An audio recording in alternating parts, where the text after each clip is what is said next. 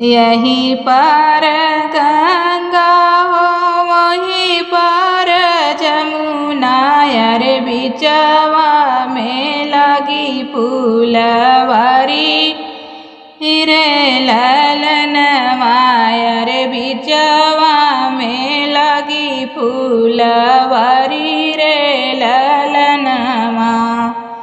तेही तर बैठे हैं दुल्हे कवने रमय रे हथिया चरई फूलवारी रे ललनवा, अरे हथिया चरई फूलवारी रे ललनवा।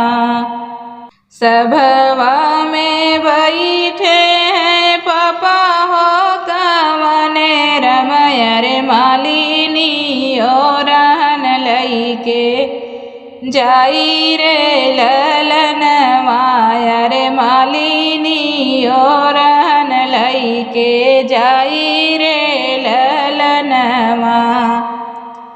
बर जौना साहेब अपना दुलरुआ, अरे हथिया चरई फूलवारी रे ललनवा, अरे हथिया चरई फूलवारी रे ललनवा।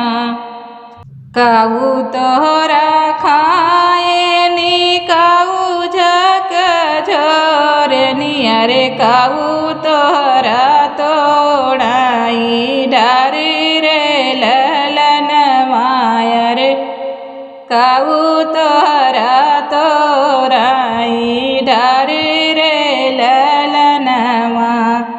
कवने वृक्ष तरे उतरई दुलरुआ, अरे हथिया चरई फूलवारी रे ललनवा, अरे हथिया चरई फूलवारी रे ललनवा।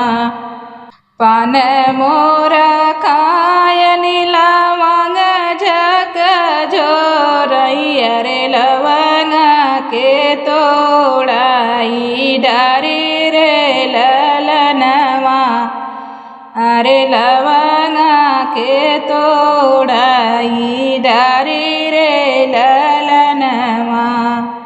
चंदन वृक्ष तरे उतरई दुलरुआ, अरे हथिया चरई फूलवारी रे ललनवा, अरे हथिया चरई फूलवारी रे ललनवा।